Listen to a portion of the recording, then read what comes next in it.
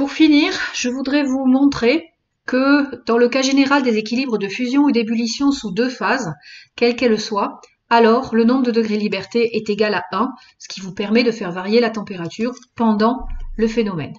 Donc, j'ai proposé ici un diagramme liquide-vapeur quelconque avec un fuseau, qui est un point azéotrope ou pas, c'est pareil, c'est un fuseau.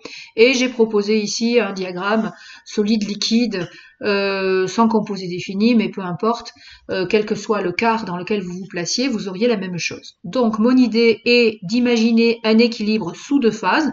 Où sont les zones d'équilibre sous deux phases? Ici, c'est un point M, par exemple, là, caractéristique. Et là, le point M, il est où? Il est n'importe où dans l'heure des quarts de rond. Pardon. Bon, je vais pas y arriver. Alors, je vais le dessiner autrement. Donc, si je place un point M n'importe où dans le quart de rond ici, je vais pouvoir décrire un équilibre sous deux phases. Par exemple, là. Ou par exemple, non, j'y arrive pas. Ou par exemple, dans cet autre quart de rond, ici.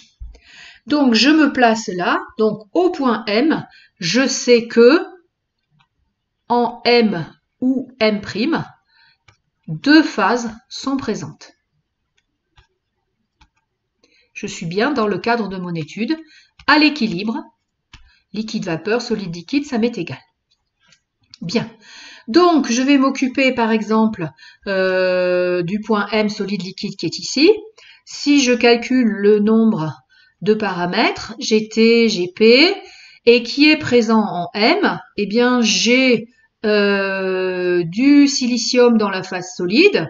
Donc, j'écris X silicium dans la phase solide, mais j'ai aussi du silicium dans la phase liquide et j'ai du beryllium dans la phase liquide, puisque mon silicium ici, il est pur, et là, j'ai du beryllium dans la phase liquide.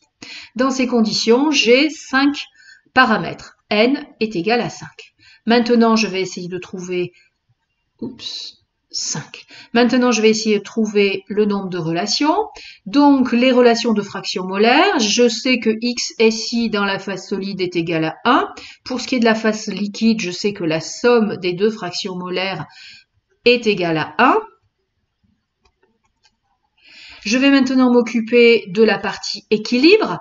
Il s'avère que seul le silicium est un équilibre sous deux phases, puisque vous voyez ici que le beryllium n'existe pas à la phase solide. Donc, je n'ai qu'une seule relation d'équilibre, elle concerne le silicium. Le silicium en phase solide est à l'équilibre avec le silicium en phase liquide. Et je ne peux pas écrire d'autres relations, puisque je répète, le beryllium n'est pas dans la phase solide. Dans ces conditions, je trouve 1, 2, 3 relations. Je trouve ici Y qui est égal à 3. Je joins les deux et j'ai donc N moins Y qui est égal à 2.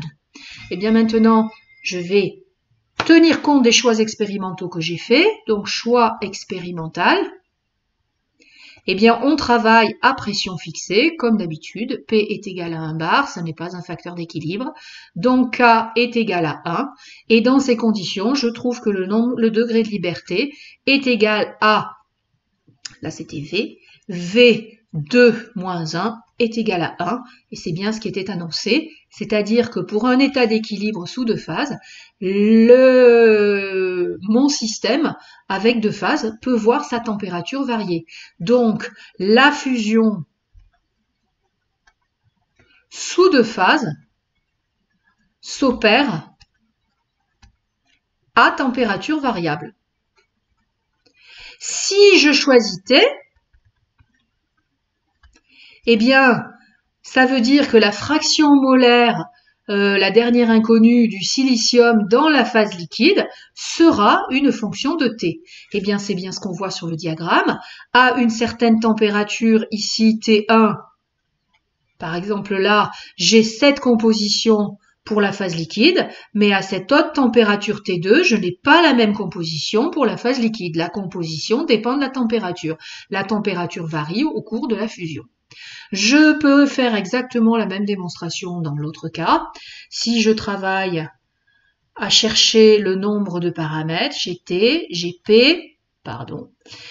Par contre, dans la phase liquide comme dans la phase vapeur, j'ai chacun des deux constituants. Donc là, j'ai XO2 dans la phase liquide, j'ai XO2 dans la phase vapeur, j'ai XN2 dans la phase liquide et j'ai XO2, pardon, N2 dans la phase vapeur. Et donc, j'ai 6 paramètres possibles. Maintenant, je passe aux relations.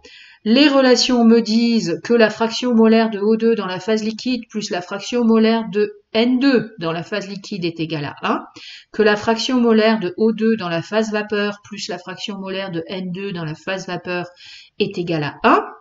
Ensuite, je cherche les relations d'équilibre et cette fois-ci, par contre, les deux sont présents dans les deux phases.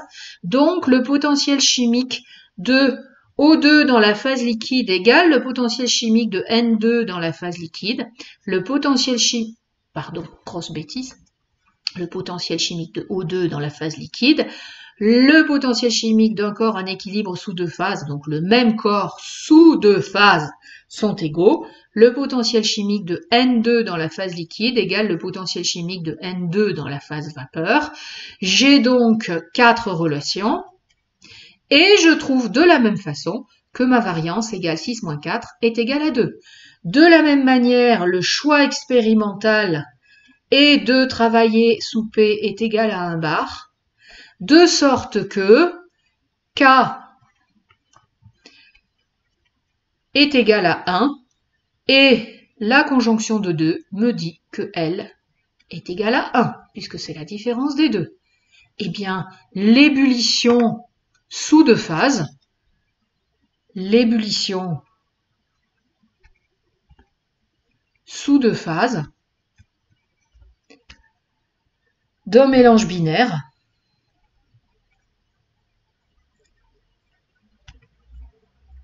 se fait à T variables. J'ai le droit de choisir T. Mais si je choisis T, alors la composition, par exemple, en O2 de la phase liquide, sera une fonction de la température T choisie, et la fraction molaire de N2 dans la phase liquide, ou dans la phase vapeur, par exemple, toutes les fractions molaires, seront une fonction de T, etc. Eh bien, c'est ce que j'observe.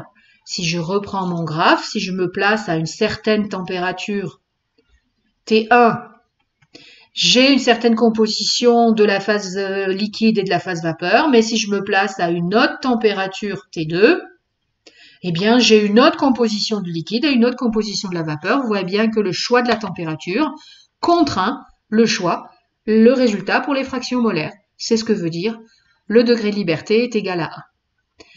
J'en ai terminé avec ces calculs de degré de liberté. Il est clair que dans les sujets de concours, les degrés de liberté dont on vous demande parfois le calcul sont souvent ceux des diagrammes binaires, d'où le temps que j'ai pris dans les différentes vidéos qui sont là pour vous montrer tous ces calculs.